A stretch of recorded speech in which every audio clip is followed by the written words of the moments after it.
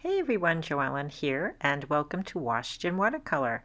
For today's demonstration, I thought I would paint this beautiful Misty scene. I decided to change up my format a bit and narrate along as I paint. Please let me know what you think. So the first thing I like to do is I like to take tape, sometimes drafting tape, masking tape, and I like to edge out my paper. And you don't have to do this. I just think at the end of your painting, it just makes for like a nice finished piece. Once you have the tape going around the perimeter, what I like to do is I just like to run my finger all the way around just to make sure that there is a good seal. So typically when I draw things out, I draw them out with a 2H pencil or something that's pretty light, but you wouldn't really be able to see that. So what we're going to do, or what I'm going to do, is I'm going to draw this out with a 2B pencil. And I'm just going to draw some of the general shapes that I'm seeing of the landscape. So maybe a little bit of the horizon. It's about on the 1/3 mark.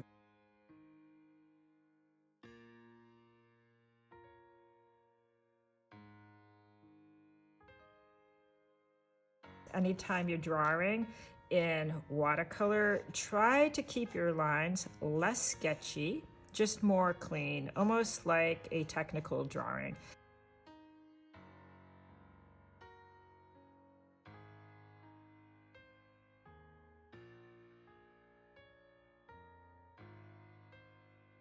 And the nice part about this whole thing is it is not a portrait. So if you're off a little bit, you really don't have to worry. You know, the tree's mother isn't going to complain if it's not absolutely perfect. I'm going to use some masking fluid because there is kind of a problem going on here where we have these misty background, but then we have little bits of yellow and gold that are picked up within the leaves. And honestly, like to get all those cleaned up and or put into this area without contaminating it with some background colors may be a little challenging. So here I have a solution that I've made with some water soap, a little bit of ammonia, and that's to pre-treat my brush. And let me get my masking fluid. So masking fluid, also called drawing gum, Miskit for skit, all kinds of good names. And this one's called PBO, and I like it because it definitely is fluid.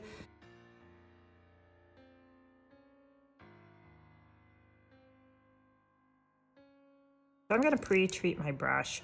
And this is a brush that I paint a lot of details with to tap off some excess water or solution, and I'm going to dip into my PBO, and anywhere that I feel that there are little bits of leaves that I want to retain, let's go and just put in some of those.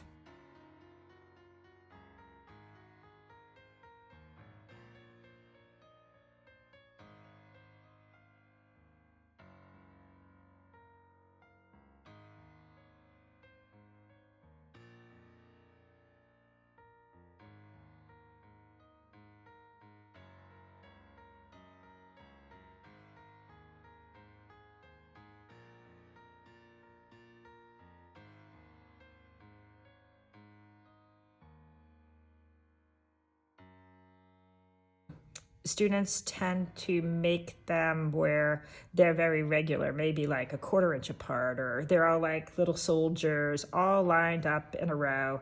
And I guess that's how our brains work. So try to be a little bit more spontaneous. Sometimes working faster will really help you out. So remember, especially if you're working slowly, to continually get in and treat your brush.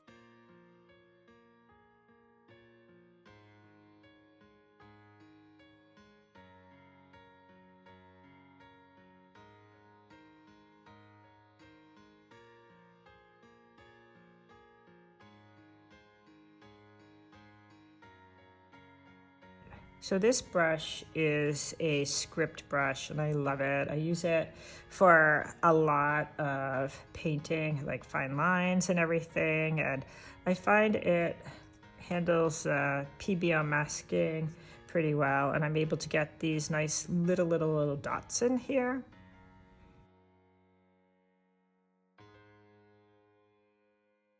I feel like we'll get a few in the foreground. So maybe any little bits that you see, you can put in, and you can see how nicely this will give you these nice fine lines. And sometimes we recommend color shapers, and if you are using a color shaper, that's great and fine, and that's what I normally recommend for students. But I feel like I get way more accuracy or finer lines with my brush. I have a tendency to overmask probably. It's a lot of fun. It looks great when it's blue. Hopefully it'll look great when everything's off.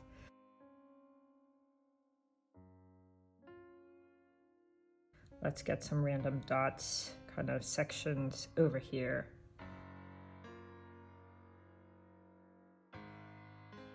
I am going to switch to a different brush now. And again, you could use a color shaper.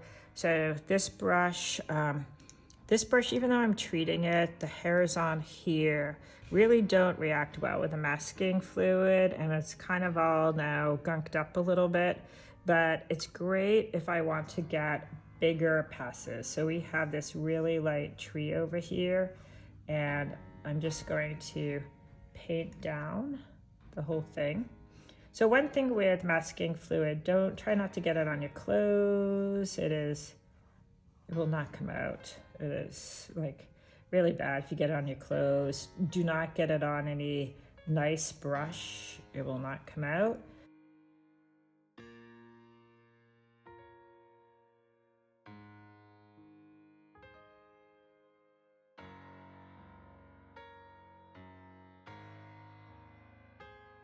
And I know this is somewhat silly, but remember that trees are a little bit wider at the base, and they're thinner as they go up.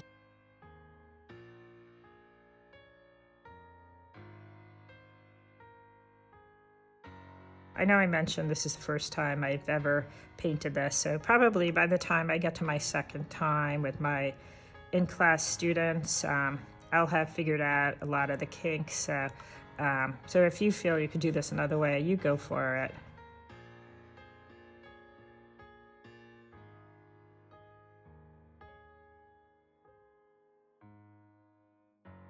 I almost feel like there's puddles or a little bit of reflected rocks, puddles, something going on in there.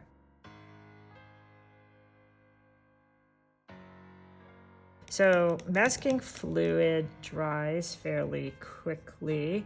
I can see I have a lot of glare there, so it is wet over there.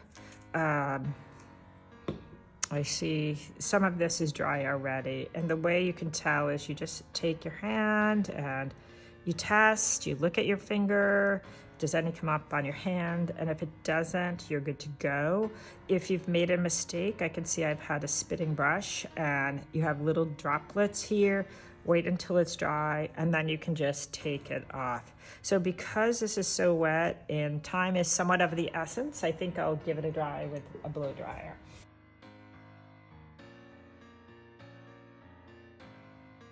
So I'm gonna take a brush. This one is a Princeton Neptune, and it really holds a lot of water. It's one of my favorite brushes, and I always say I have pretend cleaned water because it always seems like my brush, maybe I forgot to clean it from last class.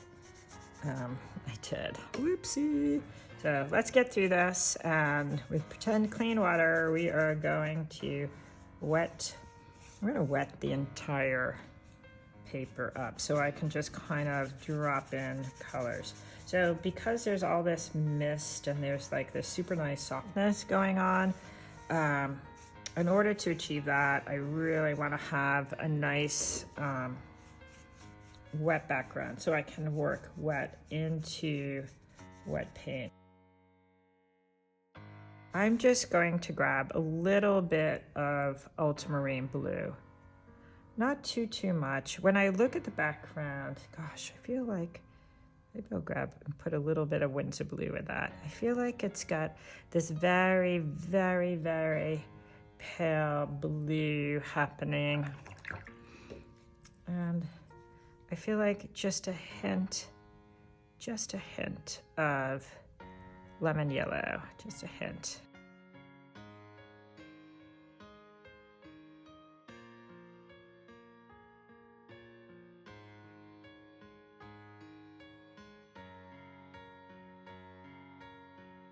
I'm going to grab into some of my blue, like this.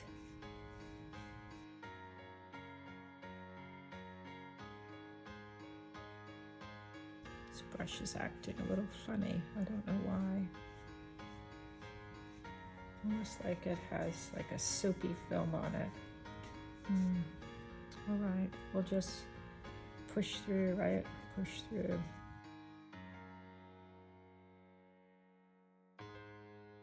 Anytime you go to wash your brushes, end of the day, just rinse them with clean water. That's all you have to do. I don't use cold water. I mean, I use cold water. I don't use hot water at all. Just cold water, and it definitely does the trick.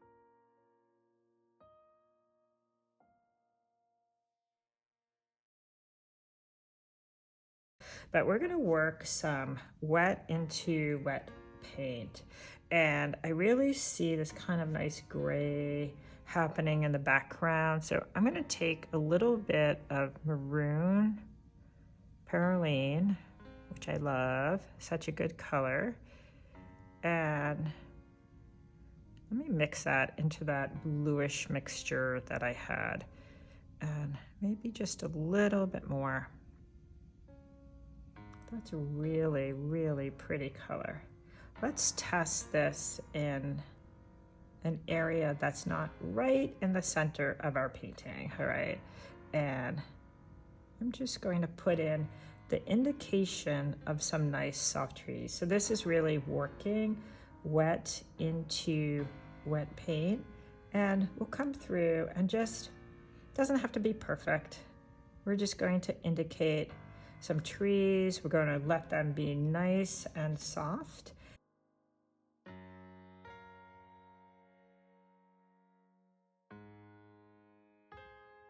Working wet into wet can be challenging, and you want to make sure that you're taking a lot of water off your brush, because if we come in with too much water and you have a brush like some of my brushes, I love brushes that hold just a ton of water in them, and if you're coming in and you have a brush that holds a lot of water, you could get like one of those beautiful blossoms.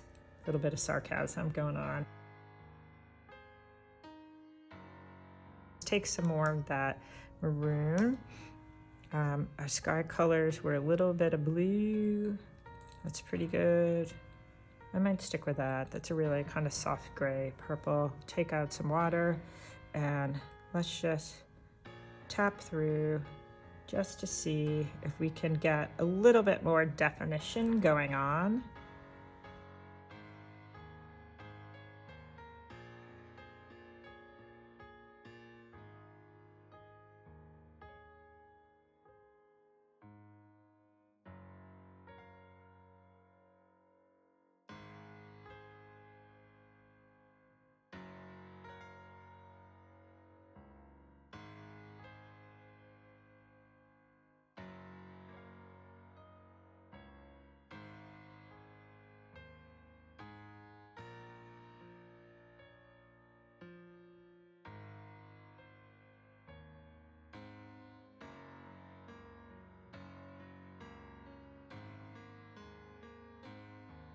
Just get into some sap green, and we'll put it down here.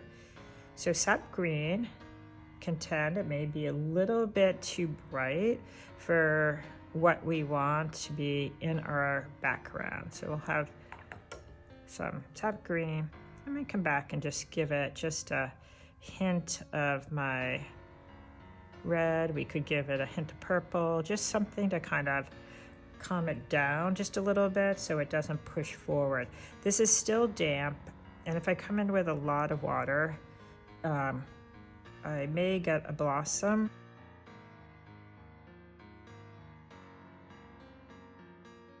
Let's just put in some of our greens that we see somewhat going on in the back, nice and light. Maybe over here these greens are kind of working in just a little bit. And again, everything is staying nice and soft, no really bright color. Let's get some burnt sienna, and we'll mix some of that up because there's kind of this nice straw color coming through in the background. So sometimes it's really pretty to leave some little bits happening, little paper bits.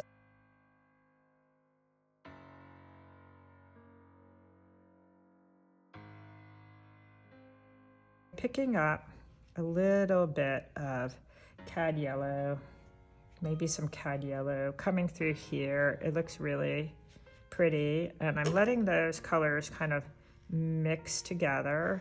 I can add just a smidge more water into here just to keep everything kind of flowing a little bit. Not too much water because you'll end up with a blossom.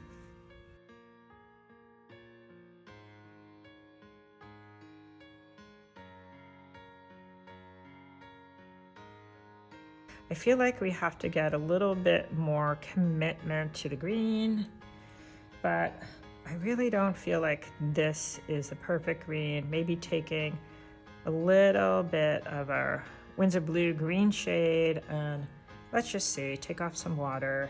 We'll just see how this looks. So that's not too bad.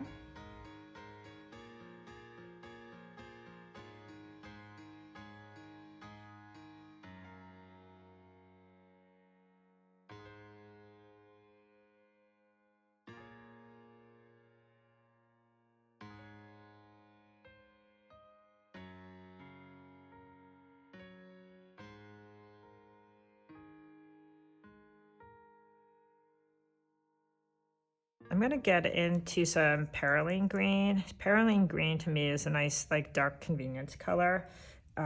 Again, take some water off. And this brush that I'm using is a Rosemary Series 402. Love it, love it, love it. It is a pointed round, so I feel like with any type of pointed rounds, it's like nice and versatile.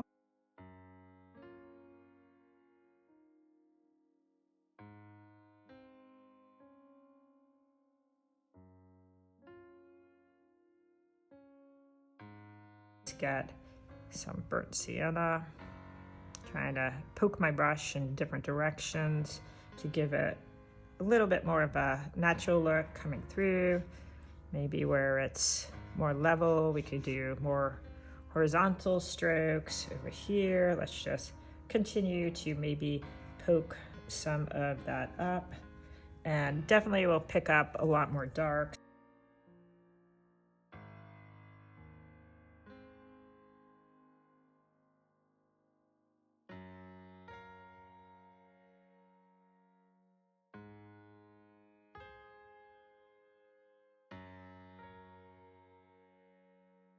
There is that kind of nice soft grayish path. Boy, I wish we had that color. I think that was the perylene, right? Perylene with a little bit of blue. It's kind of a purpley color. And just for now, just getting some of those marks kind of coming across to make that path just so, and maybe having some nice connections where it kind of melts into the other colors. All right, So I feel like we still have to continue to get brighter green. So you can decide if you want to try to mix a green, go for it. I'm going to get more into my sap green, take it off, and just put in some random shapes. I love painting with one brush, especially if I'm doing a landscape. Like, you're going to see majority of my painting will be done with one brush. Again, this brush is fairly versatile, so I love it. I'm going to grab some sepia because I feel the burnt sienna is never going to get dark enough for me. You could mix your own browns however you want to, but let's see what happens if we just start to put some sepia in some areas.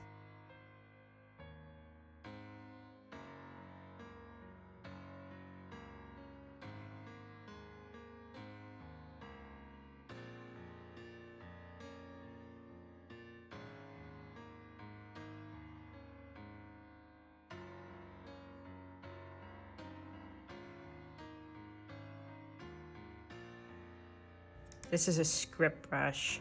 Sometimes I call it a rigger, I call it a liner. It's got all kinds of names to it for it, but it's a longer hair, thin brush, and I love it. I use it for so many things, and great for getting these fine lines. And we're just going to push some of these up in somewhat of a random way.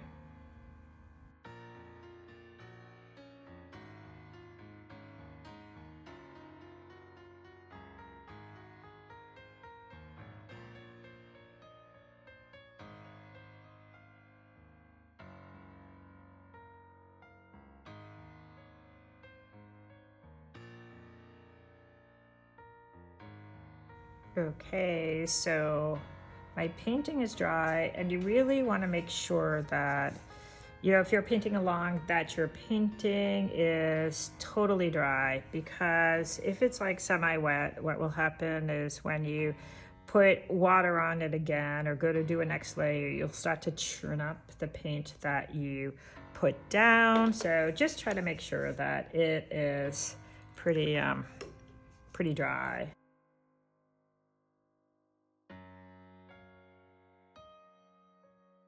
Let's just start with maybe a light version of kind of that darker, kind of, I don't know if I'd call that purpley, but maybe a kind of a brown color. And I'm just going to go and put in maybe one of the trunks that I see. I see it kind of passing behind something. I think I put one in already. Maybe I see another one kind of coming through here. So what we're doing is we're keeping this fairly light, but we're just going and committing to a little bit more of a form than what we had that was entirely diffused. Coming through maybe with our rigger script brush again, just maybe if I see some little branches, I can drag those out so I don't have this like really stiff trunk just sticking out in the middle of my page. So let's see what we can do here. I'm going to move to maybe getting some yellows within here. Okay. Right, I don't know if you guys can hear. I'm definitely in the city, so train is coming by and making a little bit of noise. So that's not a bad base, but let's get into maybe some perylene. We'll just mix it into some of the greens that we had over here. Maybe I'll add just a touch of my burnt sienna.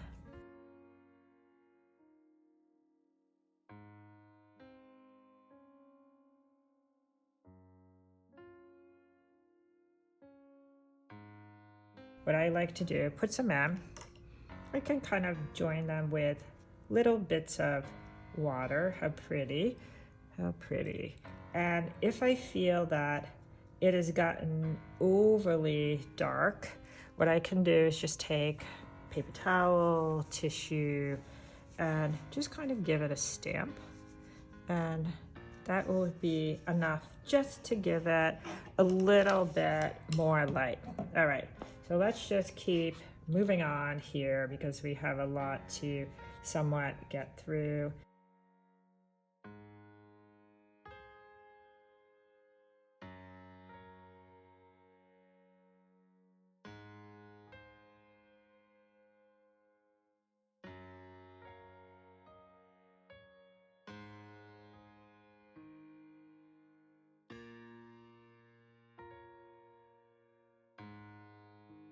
A little bit of perylene mixed in.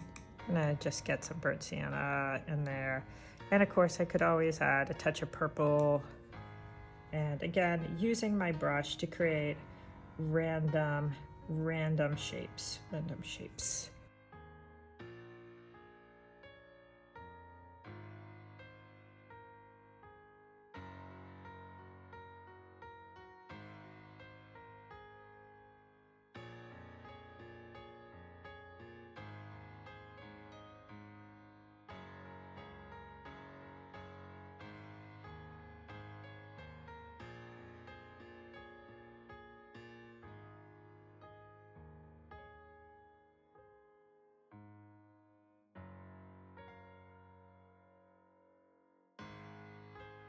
Sometimes like random, natural, organic shapes, they are kind of hard to put in. So, just try to be quick, try to be spontaneous. Like that's probably like the best advice that I could give anyone.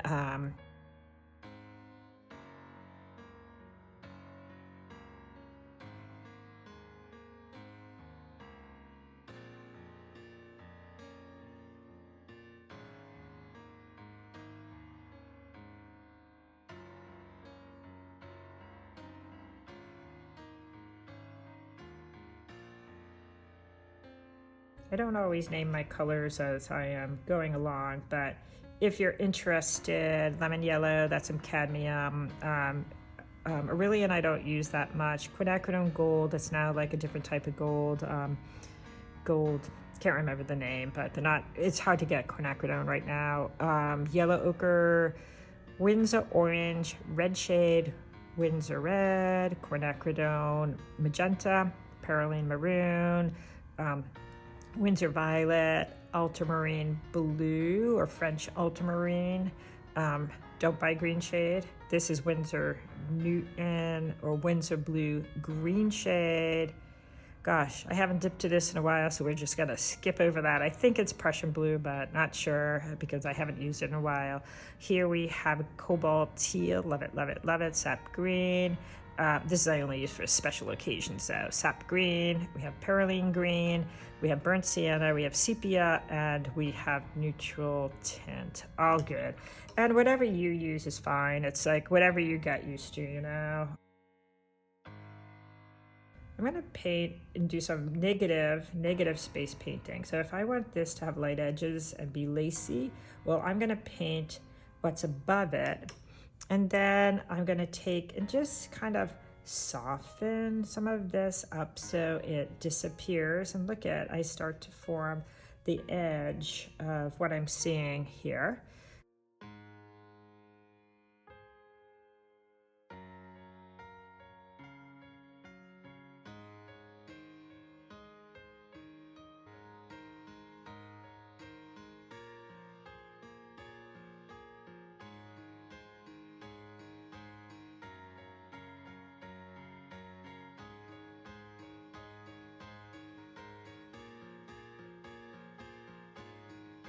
I'm going to start with some yellow. Let me get some quinacridone gold. We're going to pick that up. And so I have masked off some of these because I did want to retain some little light spots. Maybe it was a good idea, maybe not. Like I said, this is my first time painting this scene, and every painting for me is entirely different. And if you know like me or my work, or I know all you guys out there, a lot of my students, you guys know all my work, that I'm actually a oil painter. I started off as a watercolorist. So I love watercolor. Watercolor is just so much fun, and kind of like, just, I like the looseness of it. I like that it's convenient if you're traveling or whatever. There's so many pluses to it. But in my own studio, I paint a lot of portraits. So I love portrait painting, love oil painting and drawing. So I actually kind of am the jack of all trades here in terms of art.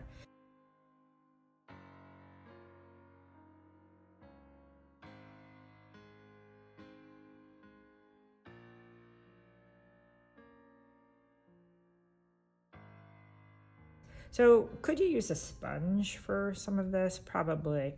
So the thing with a sponge, I guess there are different ways you could use a sponge, and I don't like when I can identify what somebody used. So if you are using a sponge for some of these techniques, and I'm like it's really obvious that it's a sponge that was used, I'm like, personally, I don't care for that. So there are ways that you could use a sponge and kind of work it in kind of a mysterious way, and that to me is much better. So you could use a sponge for this if you wanted to. I'm just going to paint it.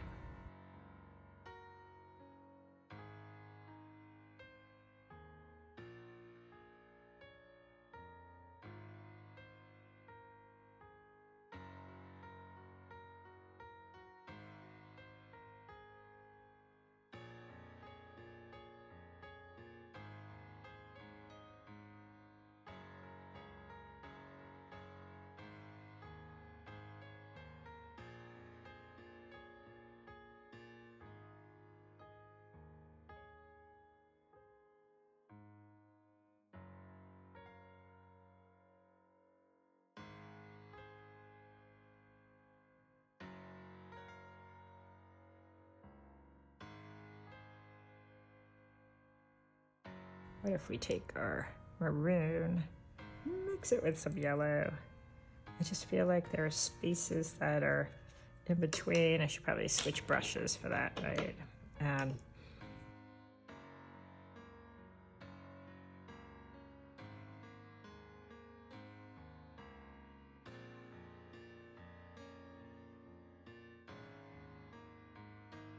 Combination of the maroon.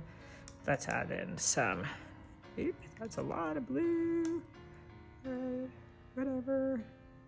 We just want something, it was not supposed to be that much blue. Maybe something like that. We'll take off a little bit of water, and using our brush in kind of a playful way, not being that control freak. We're gonna go through and just see if we can get some branches kind of going in and out. And just remember, less is always more.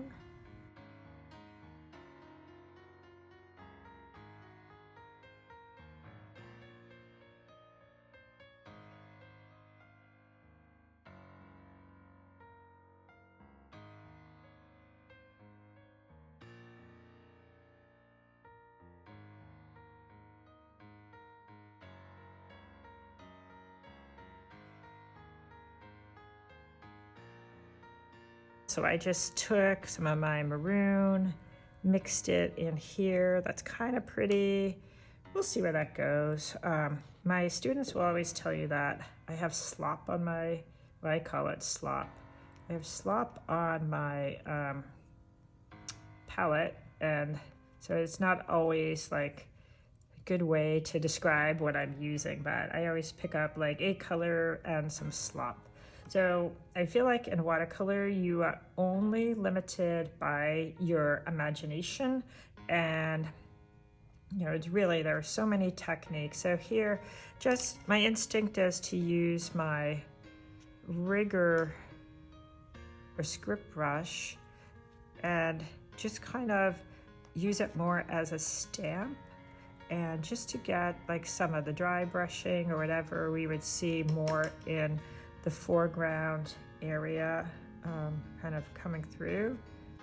Remember, in the background will be a little shorter things, and the foreground will be just a little bit taller, so that way we're getting some nice perspective going on, and you can see that's really kind of leading our eye right down this kind of center point, this little path that is in the picture. So let's just get a little bit more sap green going on. Some of the greens in this photo, like really super chromatic. So we'll stick more of the chroma maybe in the foreground area. Doesn't always necessarily have to be there, but I feel like in a way that really creates a nice foreground if we get some chroma there. Okay. And there's a lot of like little leaves. Do you have to paint every one? No. Like really you want to capture the impression of them. I mean, I guess you could go through and paint every one of them, and good luck to you. But I just feel like sometimes a painting is more about, it's prettier when it's about an impression. I think I'll use cadmium, not gold. So a little bit of cadmium yellow, medium. We'll see if we can get some pretty yellows in the foreground.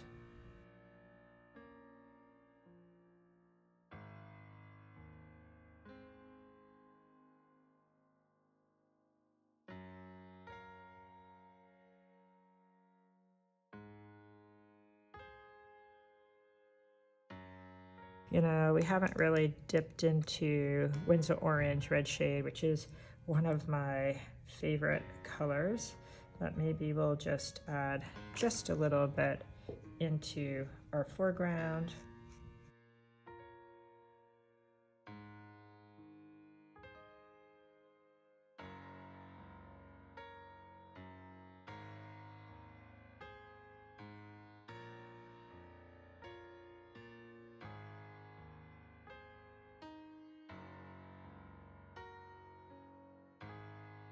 Painting is all dry.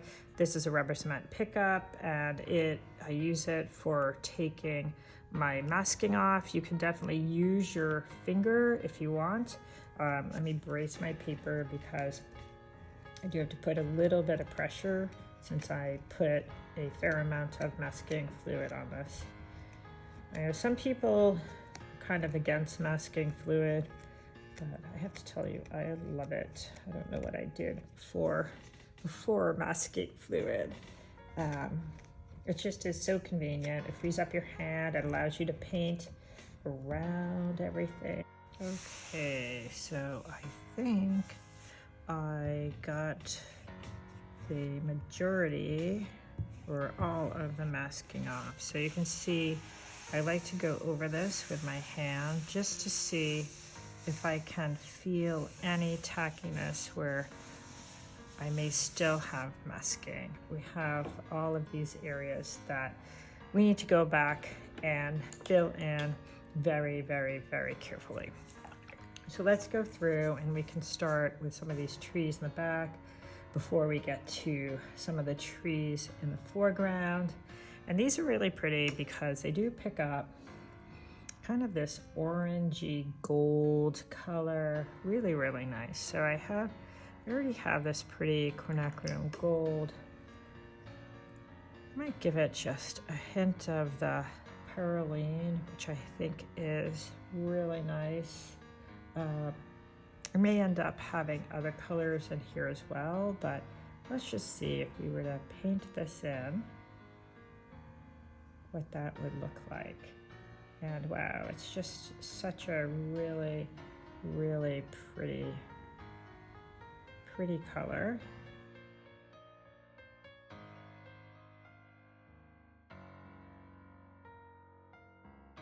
while that is still wet, I can pick up just a little bit of my sepia, and let's just see if we touch one side while it's wet. We're just going to let it spread on its own, and it will give us a really nice rounding of the tree.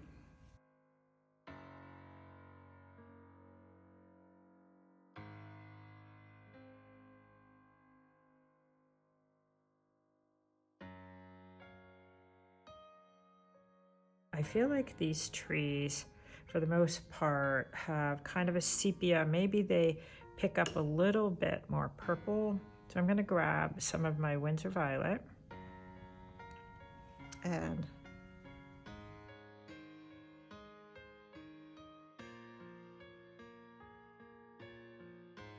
places where like the branches will come in front of the tree. So you really want to make sure you don't, you kind of account for that and don't like make these straight lines going all the way down. I'm just going to, while it's wet, pick up a little bit of that sepia, and I will fill that in. Just bring it all the way down to the ground. Okay, keep going.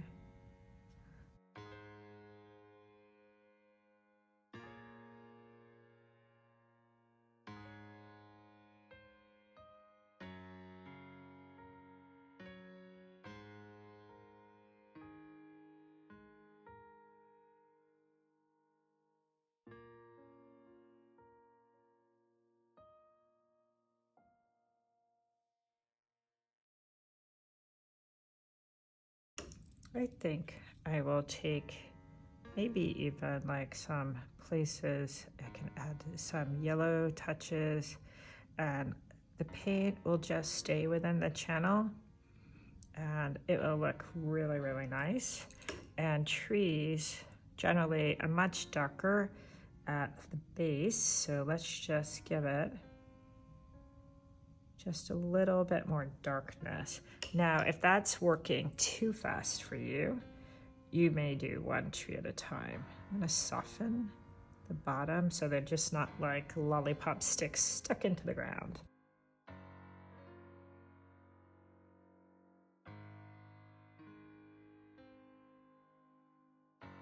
So maybe before I even dry stuff, I'll go over to this little thing. That was a thing that's all pretty bright yellow leaves. So let's just see if we can fill that in.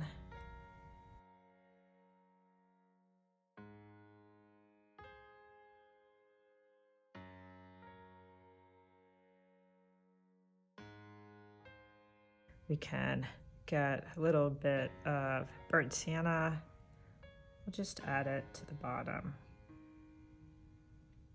Let it just join in just a little bit. And then I could take a damp brush and just soften that edge, just like that.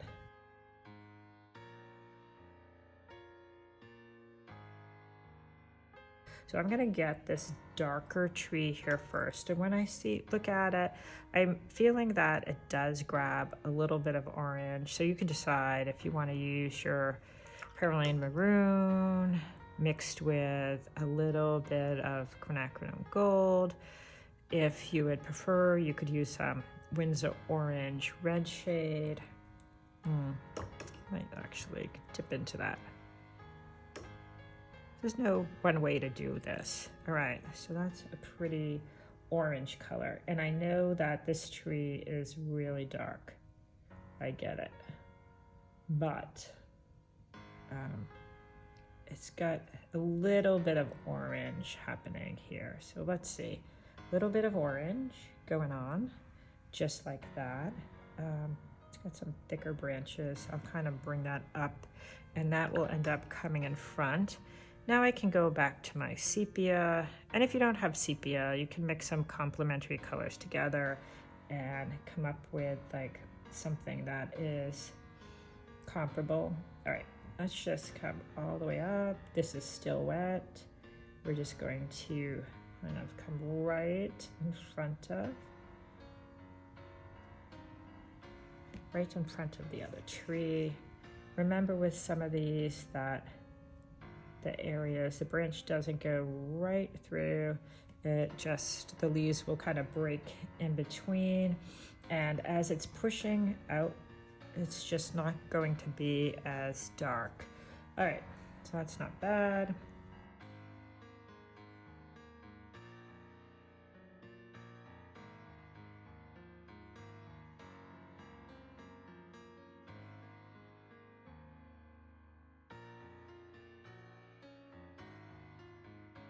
So I can switch brushes and I can move to my little rigger or script or liner, whatever you want to call it, and we'll just kind of continue on with some of these nice little branches that we see coming off of this tree. And again, as they drag down, they will get a little lighter.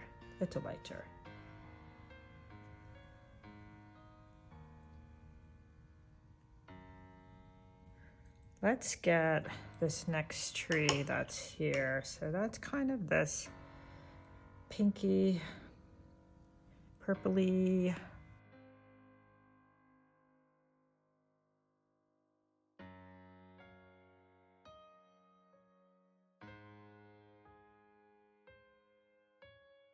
Let's just get this color put in.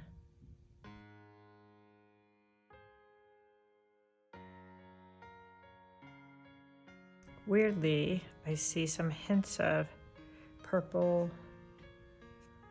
It's a little overpowering. Let's see if we can kind of smooth that out a little bit. Oh, that's pretty. We'll go back to our sepia.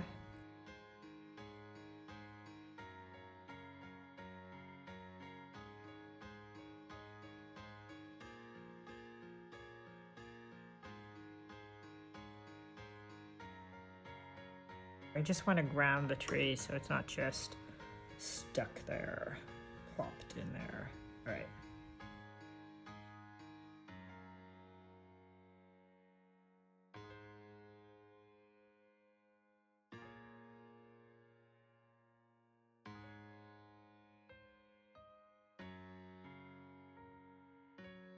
I did miss over here. There's this nice branch that just kind of works its way down and in front. And I just think that's so pretty.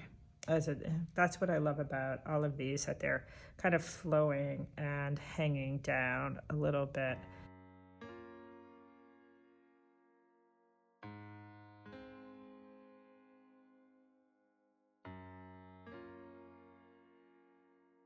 Just going to see if I can come through with some either gold, cadmium, yellow, and just fill in some of those little shapes.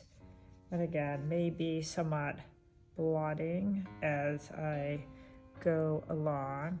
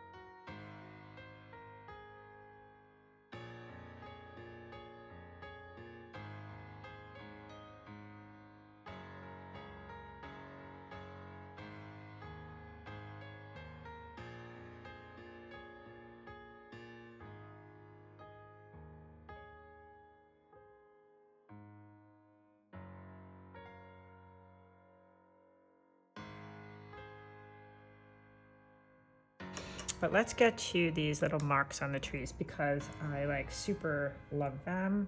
Oh, that's still too wet. See what that did? Patience. Patience is a virtue. I'm gonna do it again, but it should be drier up there. And I just want to put a few of those in, and then just take a brush and soften some of them down so they look a lot more natural in there. And as we're getting down into the base, we can pull a little bit more texture down there. And I love painting trees. Love painting trees.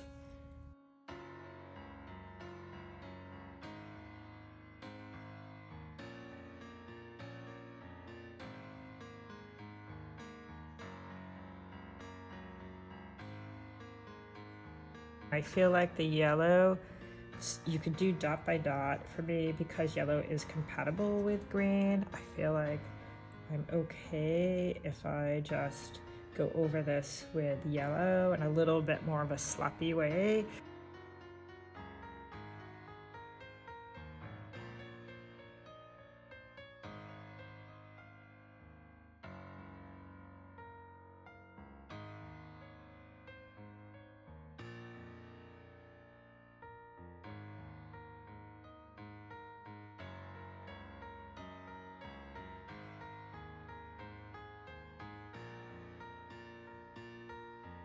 So we can get some sepia or something dark, and let's get some of these areas that are more in the foreground. So you can do some lines, random lines, pretty lines, and then little droplets of water just to kind of soften that.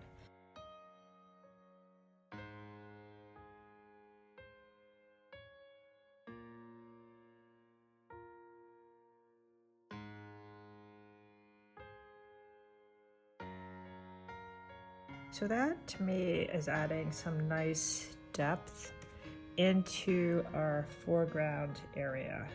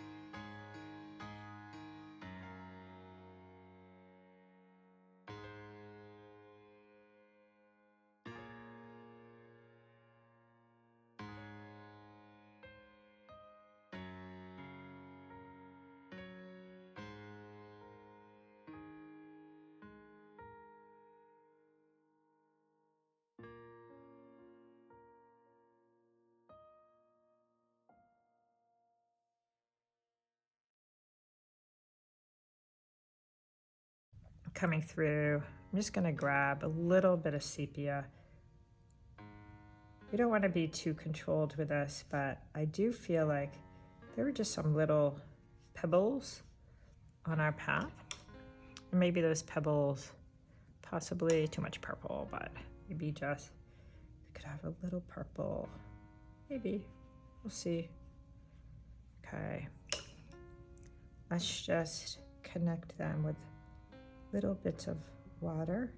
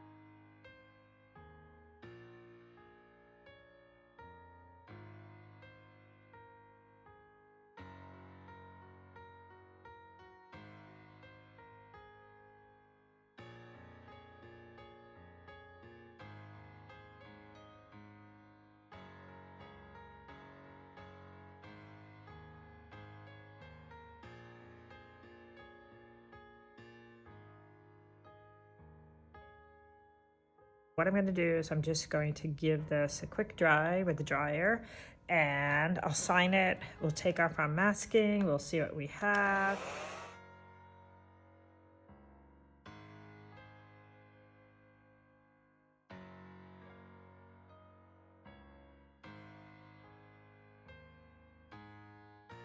I really hope you enjoyed this, and I look forward to seeing you next time. Thanks for watching. Bye.